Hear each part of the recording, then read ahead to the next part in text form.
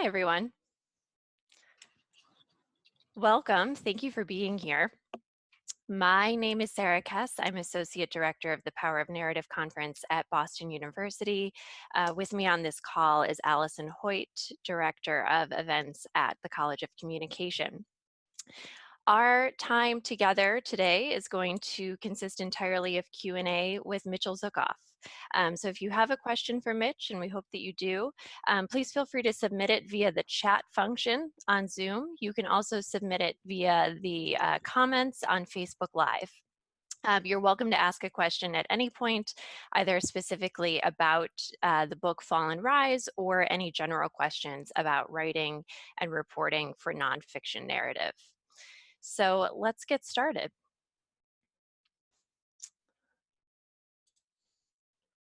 I'm going to spotlight you, Mitch.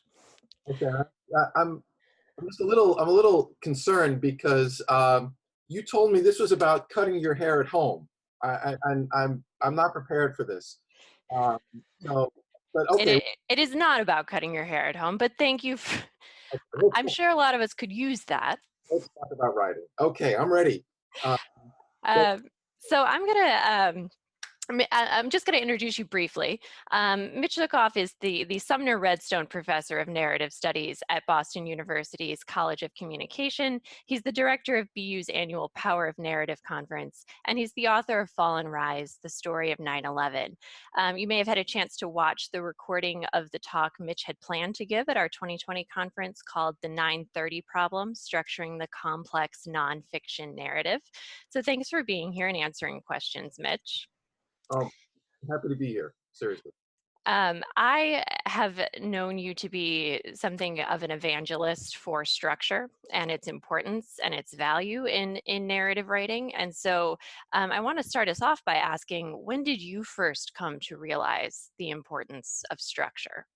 I think it hit me really early in my career, and it hit me all of a sudden. It hit me at once, and I can actually spotlight the moment. I was reading this book, John McPhee's book, Levels of the Game, and I realized that he had brilliantly structured it. It occurred to me that I guess the metaphor would be it was an operating system. It was an OS. It was running in the background, and what McPhee did, and I was in my early 20s, I was a newspaper reporter, and I read how he used one tennis match, this tennis match between Arthur Ashe and Clark Graebner. It was the semifinals of the US Open in 1968. And he wrote, using from the first toss to the last point, he wrote about race, and he wrote about socioeconomic class, and he wrote about the world of a young man who grew up in the on the public courts, if you will, of Richmond, versus somebody who grew up in the country club world, which was Clark Graebner, a black man, a white man. And he structured it within this one match, point by point.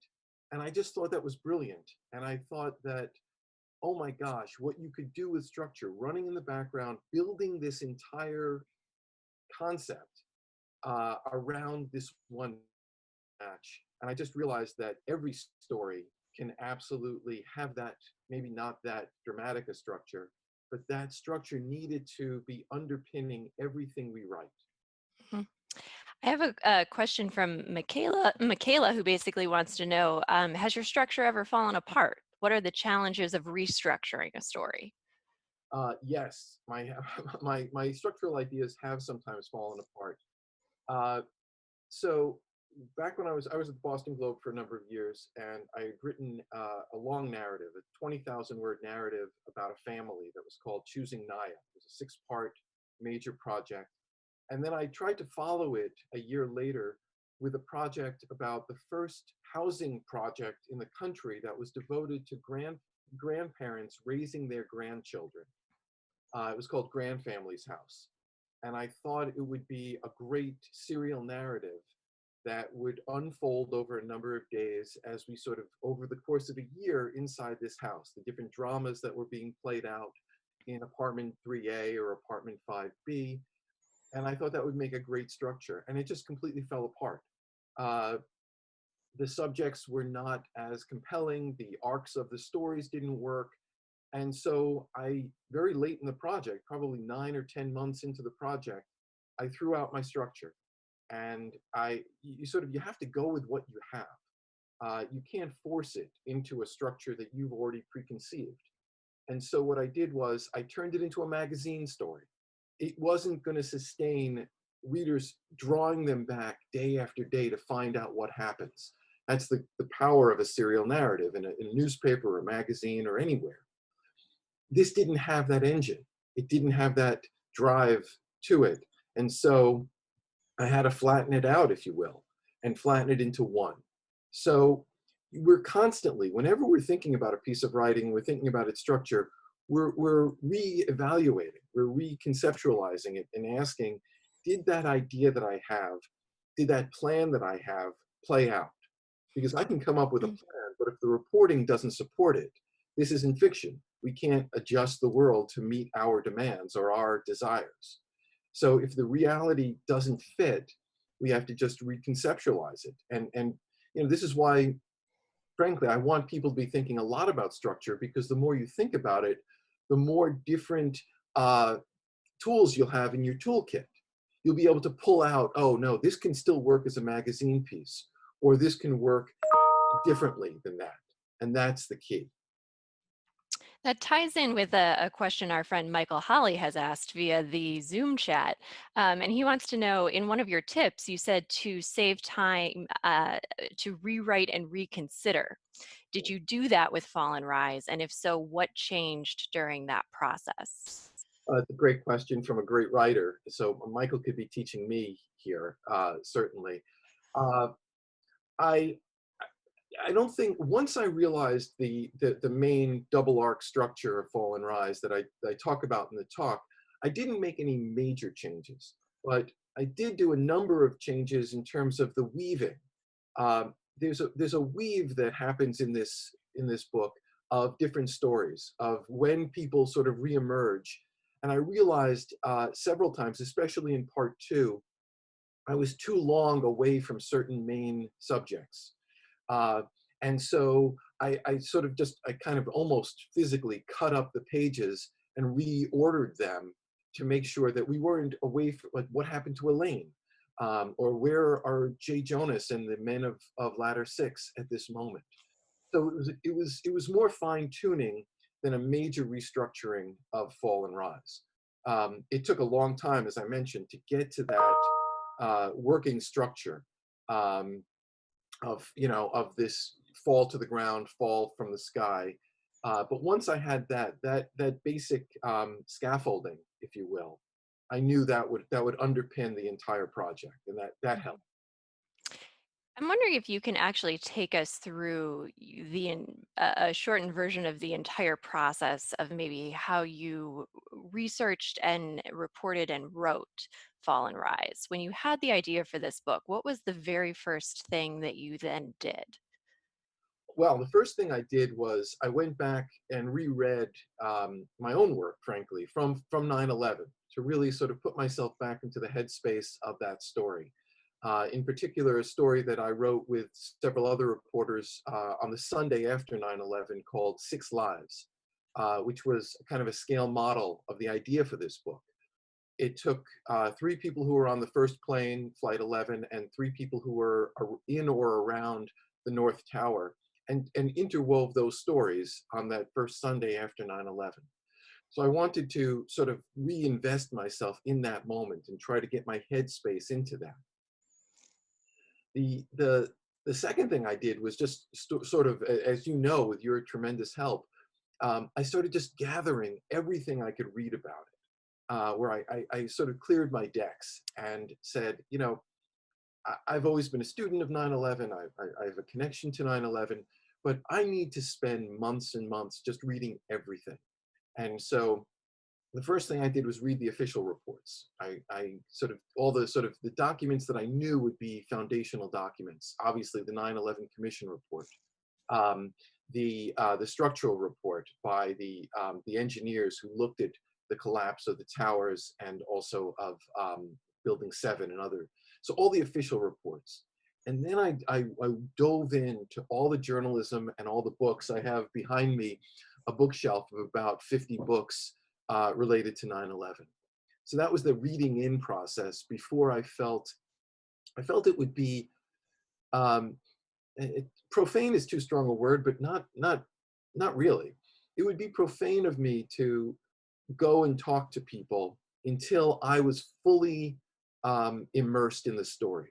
Like, how can I go talk to somebody like Jay Jonas, who's this fire was a fire captain, now he's a chief, um, unless I felt like I could sit there with him and granularly understand everything that happened in stairwell B of the North Tower between 8:30 in the morning and 10:30 in the morning, until I was really ready. And so that was more than a year of work before I felt ready for my first interviews. And How do you know when you're done reading and you're ready to start writing? it's such a hard question. There are those of us who would just keep reading forever, and I think I'm a little bit like that. Uh, it's a little bit shorthand, but it's a rule of threes. When I've read the same thing or come across the same facts 3 times, I kind of think I'm ready. But it almost takes to that point where I'm not being surprised or I'm not taking new notes on a subject that I'm focused on. And now again with 9/11, or if you were to try to write the history of World War II, you could read forever. If you're writing, somebody out there is writing a book on Lincoln. What is the number? Some every year 100 books, new books are written on Lincoln. You could read forever and never write anything. Mhm. But if you focused in your target and you've identified the story that you want to tell, and you start repeating this sort of knowledge that you're coming across, either in official documents or in other works of journalism or works of history or people you're coming across, you're probably reaching the point of saturation. And I call it that. It's that point of saturation where you're ready to start turning work product into story product. In Fall and Rise, you tell the story of a huge number of characters. How did you determine whose stories you were going to tell? And Chris Daly specifically wants to know, did you ever consider cutting back on the number of people in the narrative? Did that feel daunting? It felt overwhelming. My goal was to tell the minimum number of stories that could carry the book, that could carry the experience. Um, but when you look at it, the nature of 9/11 is all these different people have these different experiences. There are people who live, there are people who die. There are 9 different locations, if you think about it, 4 planes, 4 terminal points, and also the large government and military response. So I need representatives from all of there to capture that. I need people who get out of the building. I need people who don't get out of the building. I needed one person I felt who, as it's known in 9/11 parlance, who left the building, someone who fell or jumped from a high floor, because that was one of those sort of stories everyone knew. So I had to include that. So uh, I one of my earlier books was about the director Robert Altman, and Altman joked that after Nashville had 24 main characters in it, and the year after he did a book, or a few years after he did a movie called A Wedding, and he just decided to double the number of characters to 48, and he realized that that was just too many. He determined that was too many, and so my idea, and I was thinking about Altman, was how do I keep it to a minimum while still capturing the entire event? And then I said, okay, I need certain categories. I need I need a hijacker or a couple of hijackers. I need um, people who were staff members on a plane. I wanted different experiences, and I wanted to have a diverse cast, if you will. I didn't want it to have all white guys or all old people or all young people or all, so I wanted it to look like the atmosphere or the complexion, if you will, of the people who were affected. So I could find Marilyn Wills, a colonel in the Pentagon who happens to be a black woman, and who was absolutely heroic that morning. And also, a Hispanic couple, a Latin couple, Latinx couple in New York. Um, and so whenever you also arrived at a different character, you would immediately, if you will, as a reader, recognize, oh, that's Marilyn. Oh, there's Dave. Oh. And so you were immediately put back into their story. It was a way to keep you connected throughout.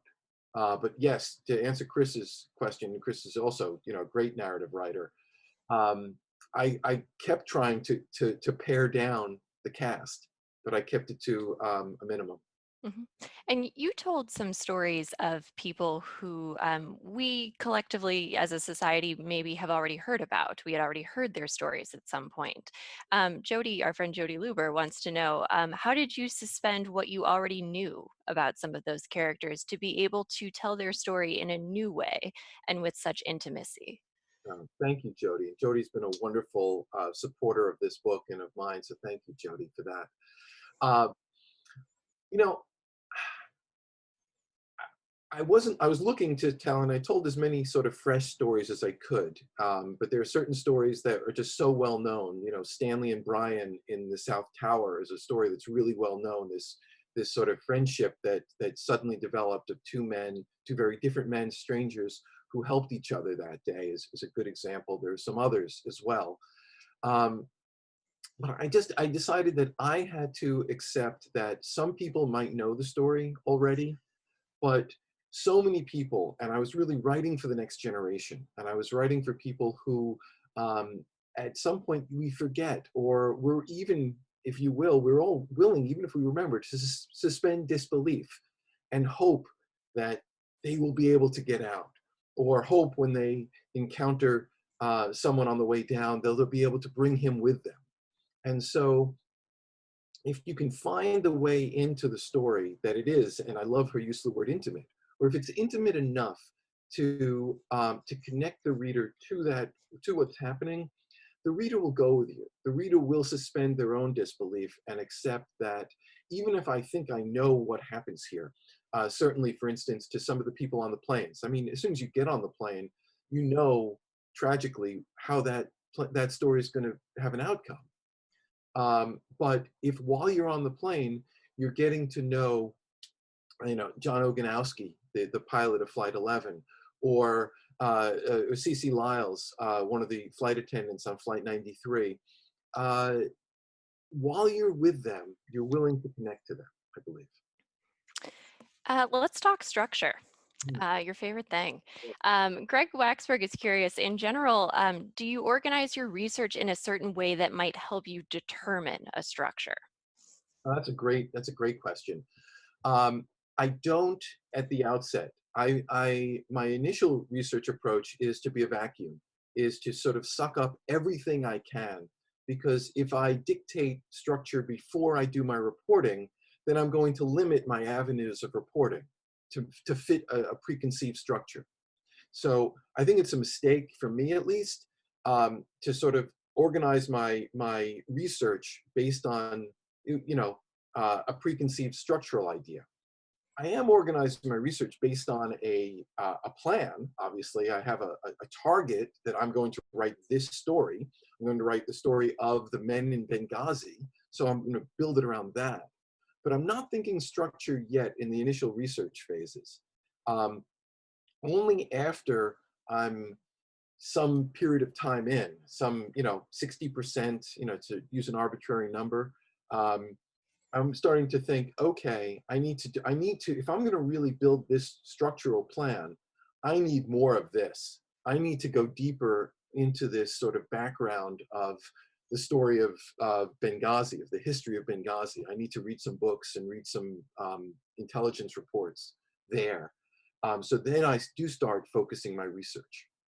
But this actually gives me an opportunity. I don't know if you can't see this exactly, but I want to be really clear with people. So just last week in Twitter, Patrick Radden Keefe and Nathan Heller, two amazing reporters for the writers for the New Yorker, had this wonderful Twitter exchange where Nathan says, advice to young writers, never outline anything. terrible idea. Every few years I get weak and decide I'm going to outline something. I lose time sorting the mess. He, and then Patrick Radden-Keefe, an amazing, amazing writer, answers that with, just speaking for the weak here, but I can't write without an elaborate outline. I'm mystified and impressed by those who can. So one size does not fit all. Um, what works for me, I hope can help you, but I don't want to ever suggest that I have, the plan, the answer. Everybody does it a little differently. I'm sure on this call, there are probably, 10 great narrative writers who may be saying, gee, I didn't know Mitch did it that way. He's nuts. And that's okay. And I want you to sort of all understand that. Is it a different experience if you're structuring a story as it's happening or unfolding, as opposed to having some time to look back on it as a historical subject?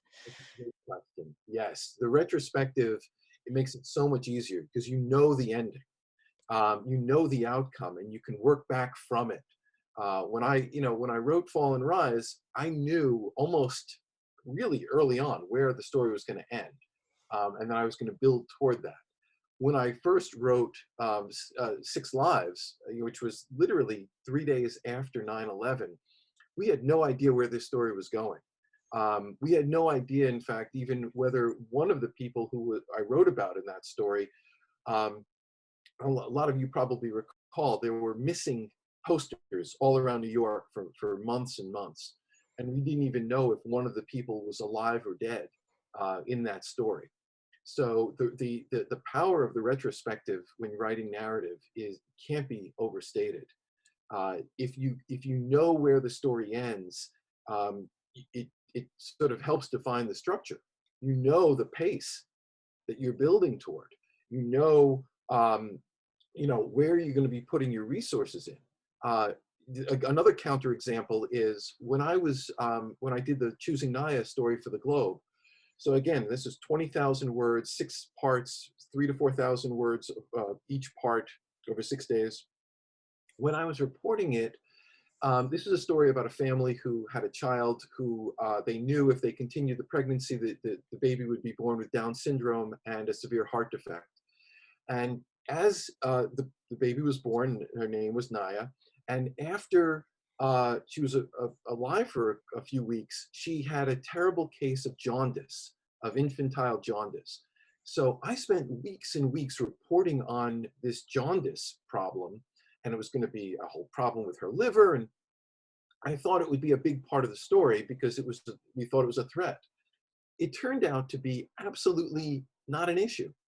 And so my reporting, my planning all around that, I thought I was going to write an entire day about fighting to keep her alive as she was yellowing, literally, from jaundice.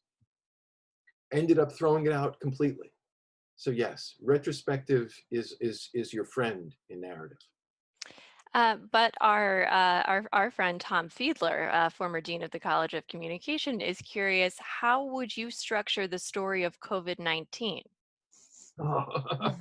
Uh, Tom always asks the great questions. Thank you, Tom. The impossible question. Right now, I think we're trying to catch a moving train on that story, so it's really difficult. Um, I have thought about this, and I would love. I mean, there are 100 books that are going to come out of COVID-19. There's no question. Um, a narrative, and anyone is welcome to it, frankly. Anyone at all is welcome to it. I'm not doing it myself. But if you could embed right now with a team trying to develop a vaccine, it would be, to me, the model would be Tracy Kidder's Soul of a New Machine, where sort of the development, the missteps, the personalities, the tension, will we get it in time? If you could get inside a biotech company right now, racing to do that, that would be a defined arc. That would be a dramatic, intense narrative within this larger story of COVID-19. And so I don't know. I think afterward, somebody will try to do a Fall and Rise type story of, of all these different versions of the COVID-19 story that you could maybe do in one narrative. But as we're in the middle of it, I haven't figured that out yet. But I could figure out several discrete stories. One of them being this race for a vaccine, and I would absolutely steal the great structure of Tracy Kidder. We have some questions about non-chronological structure. How do you know when to organize something in a non-chronological way, and how do you make sure that you don't confuse your readers? Ooh, that is a great question, because chronology is our engine normally of narrative. It's our default engine for a good reason, because it drives the story toward a conclusion. Um, I think when you do non-chronological narrative, you really have to have a good reason why you're doing it for that very reason, because readers are conditioned to expect a chronological story to unfold for the beginning, middle, a rising action, and a conclusion. Um, I think you have to decide that uh, you are going to sort of that it would truly work against the best way to tell the story. And there are non-chronological narratives that work. There are reverse narratives, where you start with an ending and you work back to it. But I think that some level of chronology is usually, uh, it almost has to be somewhere in there. Like I'm trying to think of a I'm just racing in my head to think of a non-chronological narrative that couldn't have been told any other way, as true narrative nonfiction. And I'm struggling. And if somebody's got one, I'd love to hear it, because then I'll maybe, if I know it, I'll play off of it.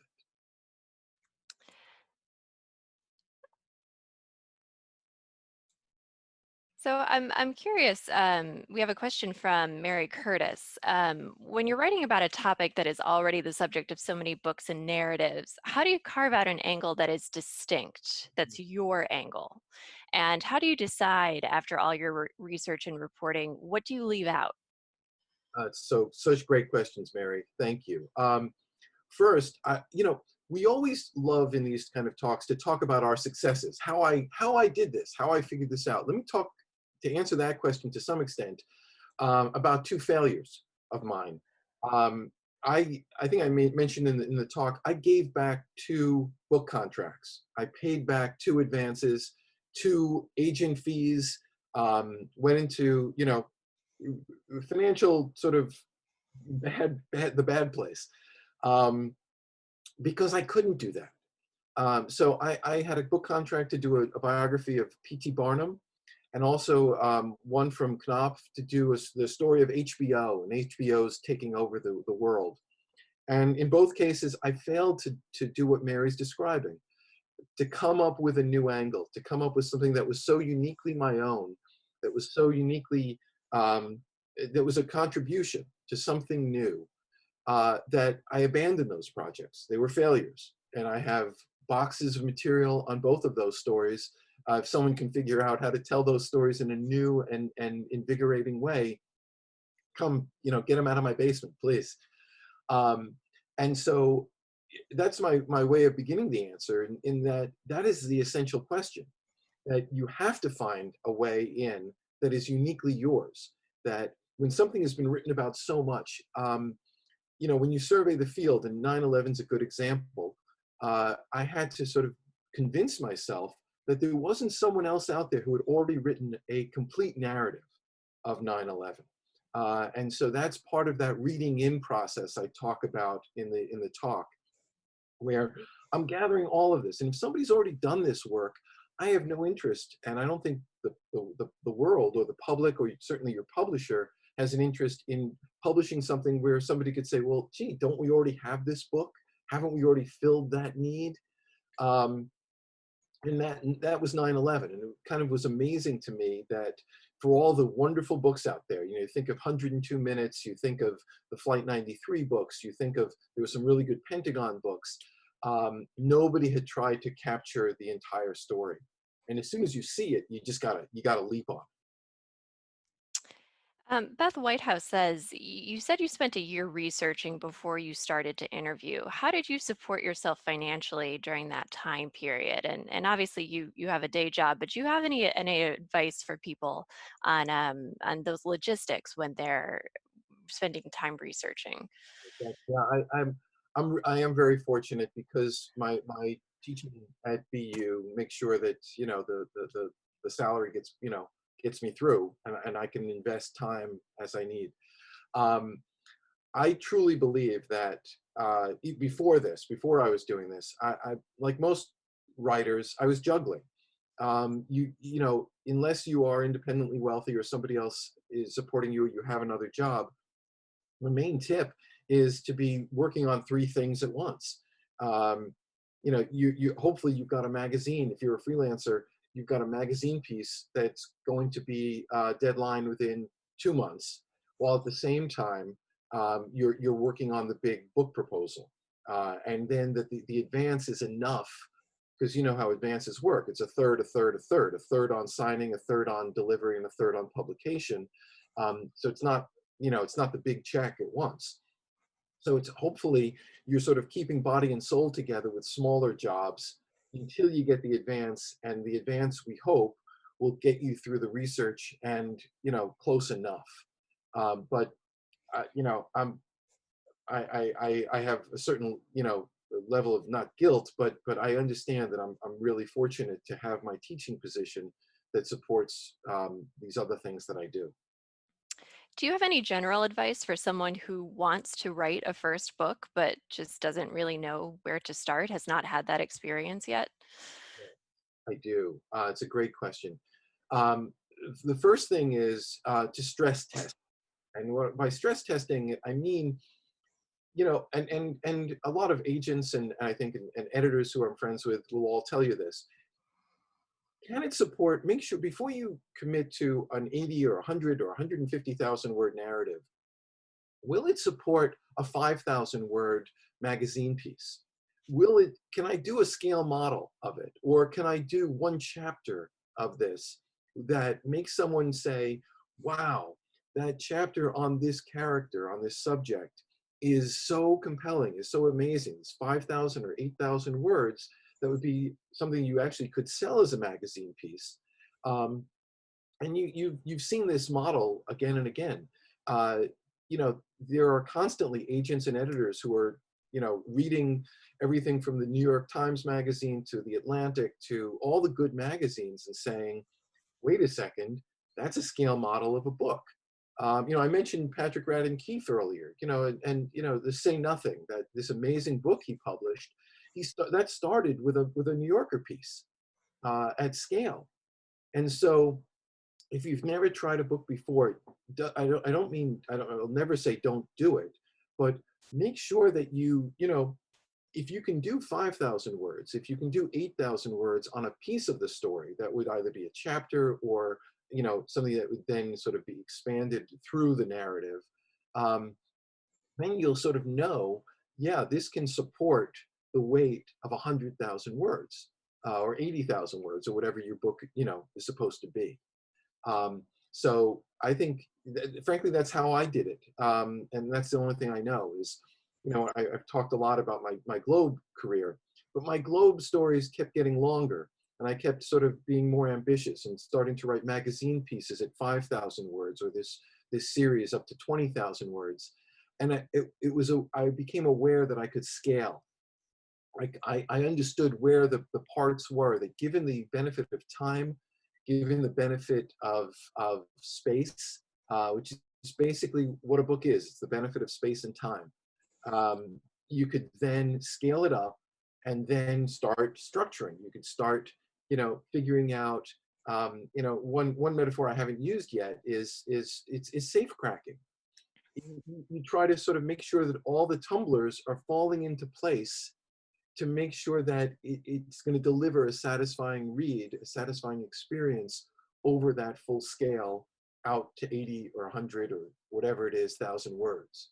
And it's just a more complex, it's a more complex lock to unlock, but it's the same concept as as a whatever, a three number combination lock, which is a magazine story. This is a bank. This is cracking a bank, basically.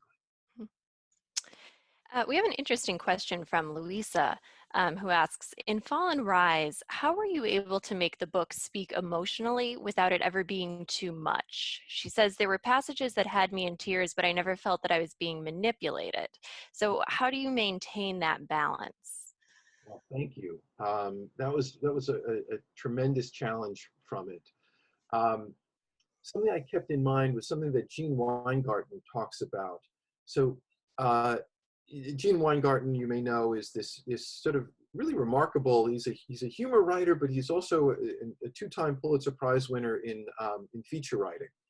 And um, he wrote a project, a story. One of his Pulitzers was a story called Fatal Distraction. And there's a detail in there that is so devastating. I'm not going to share it. It's about people who accidentally leave their children, their small children, in the car, and accidentally, and the result is death. And Gene wrote an absolutely devastating piece that just breaks me every time I read it. And I teach it in my classes. And he talked in a Q&A about how he chose the specific detail that he chose, um, one circumstance of one of these fatalities.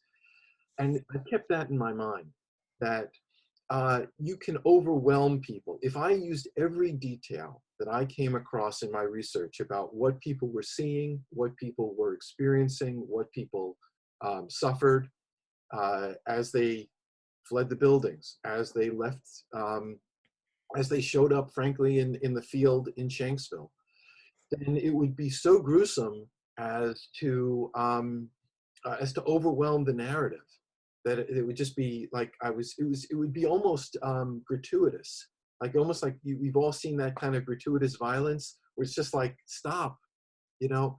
So it was a constant balancing act of, where am I communicating the experience, and where am I overwhelming the reader by just by beating them down. And frankly, and I've talked about this in other talks. Uh, there was an emotional cost to Fall and Rise for me, because I had to take in all of that. I had to reach that point of saying, okay, that's the detail I'm gonna share with you about what the fire chief saw in the field in Shanksville.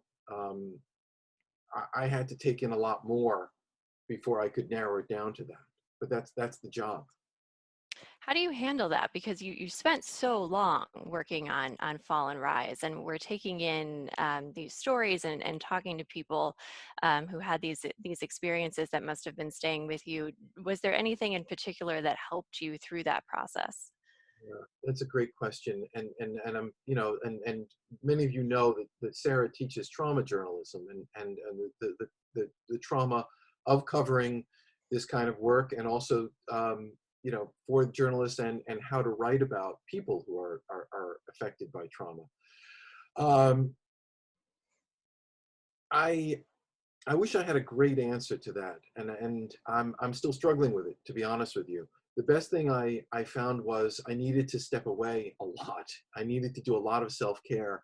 I needed to do a lot of offloading of being able to sort of talk it out with some trusted family, my wife and friends, um, and sort of processing it that way. Um, there were definitely times it was a little bit overwhelming. I remember I came back from an interview. Um, this Unison Lee, they were in Connecticut, and they lost their son and daughter-in-law, and the youngest victim of 9/11 was their granddaughter.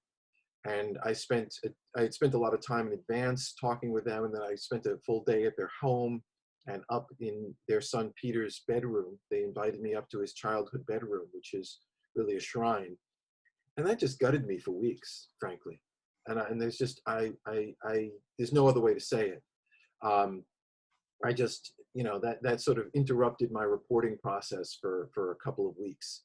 I just had to just sort of regroup, and I sort of went away from human stories for a couple of weeks, and just sort of rebuilt my understanding of something very structural, of you know, of the underpinnings of the, you know, the tower system, because it was less emotional.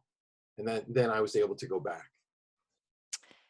So is that kind of what you do when you get into a writing funk? We have one of our journalism grad students, Emily, wants to know, do you ever get into a headspace where you just feel like I can't even write one more word? And what do you do to pull yourself out of it? Yes, Emily, I do. I do. I think we all do. Anyone who's honest about this, the sound of our own voice on the page becomes absolutely, you want to put a, you know, an ice pick in your ear, just like, stop, my boy, you know, I just can't stand it. So yes, we do get into funks. I get into funks, absolutely. And the first thing I do is I give myself forgiveness. I give myself a little permission to hate my work. And I think you have to. Because if you don't, you will burn yourself out. There are days when I'm typing and there are days when I'm writing, and I know the difference. And the ability to know the difference is the key to I think, sustaining a career. There are days, and if you're on deadline, you may just, you know, you may just have to type some days to get through, to hit deadline. And there are other days you will be doing some writing. And you have to accept that all of us experience this. If we're fortunate, we have time to go back on those writing days, on days when the writing is working, and go back and rewrite the days when we're typing with gloves on, with mittens. It's just like, oh my God, this is terrible. And you kind of know it, but you fight through it. One technique I have, and I do recommend this to my students, to friends, is go back and read something that you wrote that you know is good, that you believe in your heart is good. And you'll hear your own voice in your head in a really positive way. If you have time, you know, not if you're writing on a daily deadline and you're going to miss deadline, but go back and read something. I'll pull a book off a shelf that I wrote 20 years ago, and say, hey, I don't suck, you know? All right, good. And it just sort of, it sort of recenters you. But that's how I pull out of the funk. But I'm, you know, but the most important message is that, yes, everybody gets into these funks. So back to reporting, Kristen wants to know, with regard to reporting specifically on COVID-19, many interviews will have to be done via email or phone because of physical distancing. And do you have any thoughts on those specific challenges? Those are hard. I can't stand email interviews except as follow-up interviews. I love email follow-ups because that's just fact checking, and that's, you know, I encourage you strongly to do them by phone at least, because at least you can have the human interaction of the voice, you know, the voice call. Frankly, what we're doing here is even better than that. And, you know, if you can do a FaceTime with them, please do that. Because distance, you know, I think can be felt in the work. That, you know, it turns dialogue into quotes, is one way I put it. Where if you're really interacting with someone, you end up in a dialogue, in a communicative experience with them, where there's true give and take, where you're reading each other's body language, you're reading each other's signals, and they know you're listening. They, you know, even on a phone call, we've all been there, where you sort of wonder, are they wandering off? Are they hearing what I'm saying because I've been going off for a while? At least in a FaceTime or in a Zoom, you can have that interaction. And that's my best advice, is just to try to approximate the one-on-one human contact, which we can't right now because of COVID. What are some specific ways that you have found that you're able to build trust when you're talking to people? First and foremost on building trust is making sure that I've done the work in advance. You know, I talked a little bit about this a little earlier, that if somebody has, I, I wouldn't be interviewing them if I was as much an expert on it as they were. So I don't pretend to be the expert. But what I am is a student of it, that I've done my homework. I'm a student of this subject, so that when I sit down and I'm just looking at the books I've written, I've read a lot. I've researched as much as I can. I've read about them if there's a way to read about them prior. I've watched them on video. I've seen them so that when they start talking, everything isn't a new language to me, and that builds us a level of trust. Again, this is for interviews you can prepare for, where they trust you because wait a second, he's done the work.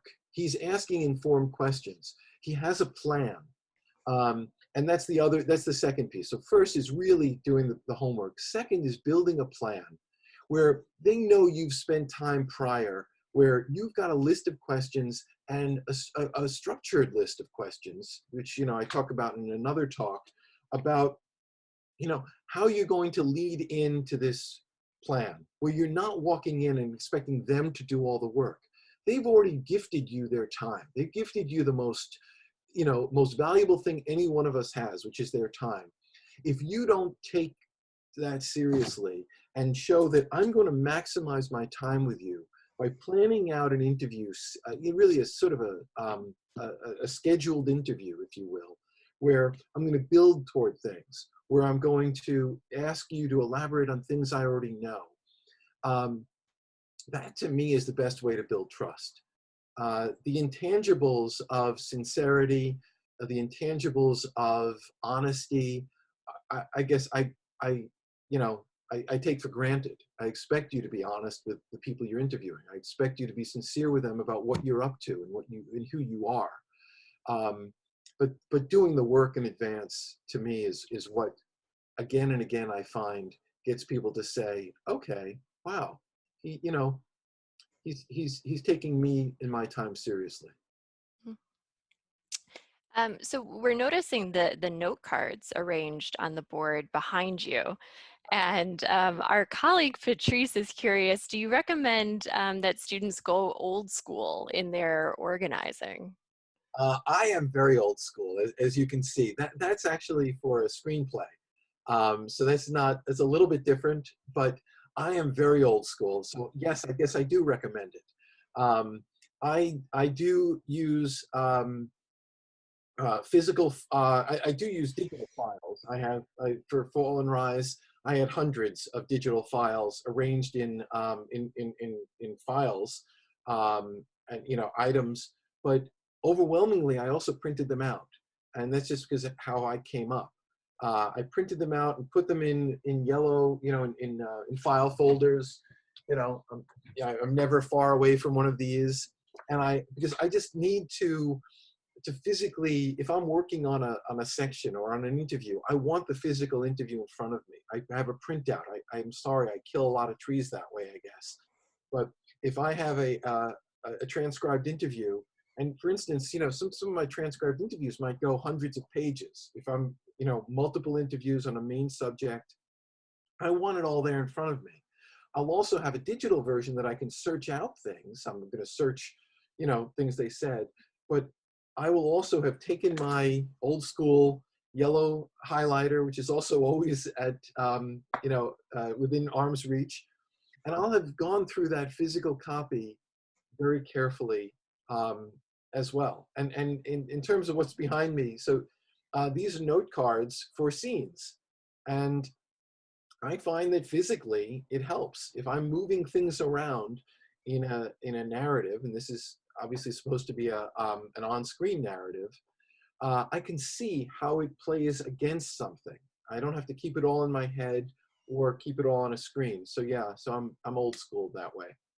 What's your advice for people who are writing narratives for magazine pieces or news features and how they should structure on that scale?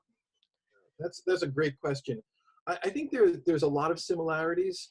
Um, it's so if you're writing a magazine narrative, you are effectively, as I've sort of used the phrase of a scale model of a book. Um, I think you have to be highly attuned to your audience, in terms of sort of upfront commitment. So think of it this way.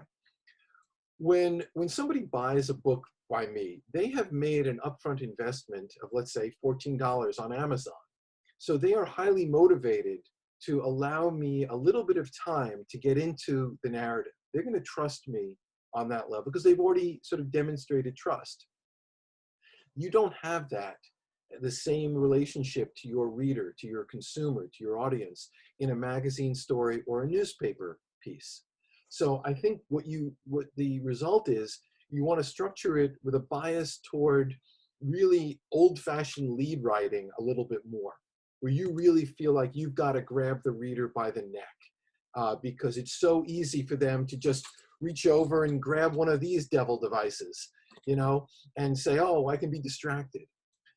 You don't have the same level of commitment on the front end, so you have to demand it with an opening, with a lead section that I think is much more likely to be, for instance, you know, the technique of in medias res, in the middle of the action, where you're going to drop them right in, and and bombs are going off, or somebody's got, you know, a hijacker has a gun, or because then they are now sort of committed to finding out, oh my gosh, how does she get out of that moment? So I think a lot of the same principles apply, but I think the audience relationship is much more tenuous. It's much more, you know, meeting somebody in a bar and trying to keep their interest versus, you know, having a date already planned and you're already in. I'm sorry, that's a terrible metaphor. I don't know where I'm going with that, but you get it. You get it. For people who find that they are working with others during their process, like for example, you'll hire graduate research assistants. Madeline wants to know, how do you structure your research process and organize your notes when others are in on that process? That's a great question. Well, first and foremost is hire Sarah Kess. Hire a great researcher. Hire somebody who you trust and you know is going to, and I mean this seriously, you know, hire Maria Manjus, you know, some of the other researchers I've worked with. Um, you really have to have a tremendous level of trust that they are going to contribute their own ideas in a way that is productive to you, and that they are going to be communicative in terms of what they're coming up with. Because I could say to Sarah, for instance, or I could say to Maria, hey, can you find me everything you can about all the passengers on flight 77? Um, and, you know, I might give some more direction than that. But then it has to be an open communication between you and them and saying, hey, I'm finding this. Would you like this presented this way or this way? Should we have physical files? Should we have this way? It's got to be an ongoing relationship, where there's trust between you, where, you know, like just because I'm the author, or I'm the lead researcher, it doesn't mean I have it figured out. With smart people you work with, you have to trust that they are going, you want to give them agency to say, hey, what if I try it this way? What if I create this connective tissue in this, in this spreadsheet that shows three things happening all at the same moment in three different locations, which is something that frankly Sarah said to me during when she was building a timeline for Fall and Rise. And I said, wow, that's great. Yes, can you do that kind of overlay? And she said, yeah, of course. So I think the most important thing is, again, is hiring people, not because they're available, but because they're great, paying them fairly, treating them well, and communicating with them completely. I was paid very fairly and treated very well. Um, Deborah wants to know, how often do you check quotes or facts with your subjects? Always. I check everything with my subjects. I mean, no surprises is you know, this goes back to, you know, I was on the Globe Spotlight team, and that was our rule, always. No surprises. We may pound you. We may put the cuffs on you, but you're not going to be surprised by what we're going to write about you. We're going to check it. We're going to double check it, and we're going to triple check it. And that's how we have the credibility that we do. I am constantly, and now, for instance, now I don't give my manuscript to my subjects necessarily, but it's very common for me to read out. Now, for instance, in Fall and Rise, I read the entire section on each person to that person. I read it over the phone. And I said, stop me at any point, or if you want to just keep notes, and at the end, what did I get wrong? So I'm not giving over control to these people. I'm not saying you rule the roost and you're the writer. But I've gotten something wrong or I've mischaracterized something about you, let's have a conversation now before we put it into print. So I'm constantly checking. I think it would be arrogant, especially doing this kind of work. It would be arrogant not to. So we have about 5 more minutes. So if anyone has any last questions that they want to ask Mitch, please send them in the chat. But I want to ask Emily Brown's question of, could you talk about the intricacies of marketing narrative nonfiction? Ugh, this is not an area of my expertise. You know, I've been fortunate that the marketing of it ends up being the role to some extent of the publisher. You know, whether it's the newspaper publisher or the my publisher. Uh, you know, I I think there are better people to talk about that than me. I just, you know, I speak when the short answer is when I'm asked to talk about my books, I'll go anywhere. I market it by being open to speaking about this to classes, to bookstores. I think we do have to proselytize for our own work, and I try to do that as much as possible. I'm sorry if that's not really fully marketing. You can tell us, though, about what's your daily writing routine. Tom would like to know. Uh, It's the nice thing about it, my daily routine, is that it's not a complete routine. It's always a little bit different, and that I find really enjoyable about it. I am constantly changing up my routine. It depends on where I am in a project. So if I'm in a research phase, I'm reading all day. I'm going to libraries. I'm going to archives. I'm on the phone dealing with researchers in other archives, trying to get materials, gathering books, talking with my, if I have a research assistant, and communicating with him or her. Um, when I'm in writing phase, this I totally do not recommend. I wish this was not my system, but it is. And I'm just going to tell you mine. So I don't think he's on the talk, but I hope he's not. Dick Lair, my wonderful colleague and friend, great author, professor here. I hate him with the heat of 1,000 suns, okay? He writes in the morning. He's a morning writer. And so we wrote a book together called Judgment Ridge. And Dick would be finished with his writing by noon. He'd go out for a run and he would enjoy cocktails with his lovely wife in the afternoon. And I am a night writer. And so he would send me his pages that he had written during the day, just about the time when my self-loathing is reaching a boiling point, where so I tend to write, my writing routine is at night. And this comes out of being a newspaper writer, where I would spend the day reporting and then write up to deadline. And I've never been able to break that. And so I will start writing often when I'm in a writing mode, somewhere around 6 or 7 p.m. and not finish until 2, 3, sometimes, 4 in the morning. It's not good. It's a terrible routine. So if you can avoid my routine, good for you. I'm with you, man. So. We have a lot of students and journalists at the beginning of their career on the call, and I'm wondering if you could speak to some of the things that you might tell your students who are interested in writing nonfiction narrative, but don't exactly know how to kind of break into that, as far as how to pitch or what should they be thinking about early in their careers? I love that question, and I talk a lot about this to my students, my grad students. The first and foremost thing is build the fundamentals, is build the skills. It's a dumb movie, but The Karate Kid, when he's doing wax on, wax off, he's really teaching him the very skills that he's going to need when he really needs to be in the ring. Before you're ready, I believe, to do 100,000 word nonfiction narrative, you want to build up to it. It is really, these are muscles you're building. You want to make sure that you have spent the time developing your interviewing skills, developing your reporting skills, making sure that you have control of your material in your writing, whether it's a 500 word piece or a 5,000 word piece. where you want to control the narrative throughout, regardless of length. You want to control the pace. You want to control the language. Those skills do not sort of spring out of the blue at 100,000 words a book level piece, or even a 5 or 8,000 word magazine piece. I think they're building blocks. So you want to, another metaphor I use, one of my favorite baseball players, we have no baseball right now, which is breaking my heart, was Kevin Youkilis, because he was not the most naturally gifted person on the field.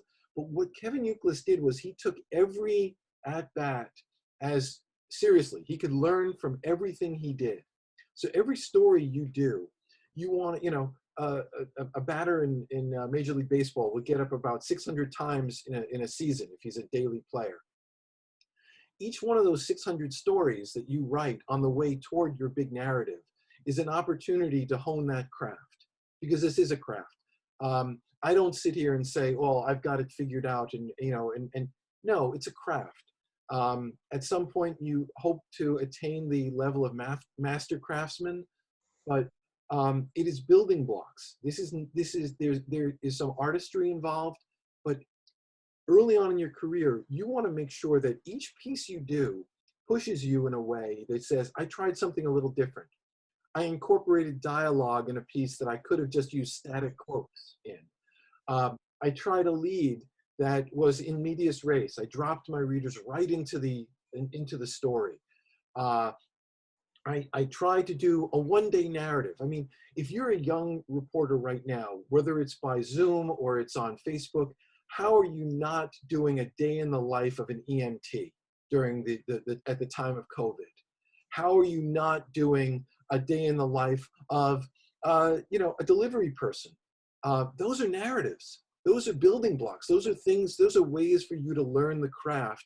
So if you do a day in the life of an Amazon delivery person right now, then you will be more ready when you want to try the much more complicated narrative of a 9/11 or of the entire pandemic. Those are the building blocks you need to be applying. Well, we unfortunately need to wrap up for today. I'm sorry that we couldn't get to every question, but for those who still would love to talk about these topics, I would encourage you to register for the 2021 Power of Narrative Conference, because we spend 3 days grappling with some of the topics that have come up today. So Mitch, I'll give it over to you for any last words for our audience today. Wow. Thank you. Thank you so much. My main last words really are for everyone in our community and all of your communities around you, all your families and friends. I hope you're well. I hope you're safe. This is a terrible time, and primarily medically, but also I know people are suffering through a terrible economic time. So I hope that you are well and you stay well. And I hope we see you, all of our narrative family members, at next year's conference, if not sooner. Thank you. Thank you so much, Mitch. And thank you everyone for joining us. We hope to see you soon. And please feel free to reach out with any questions. We will send this recording out to you. Have a good day, everyone. Thank you.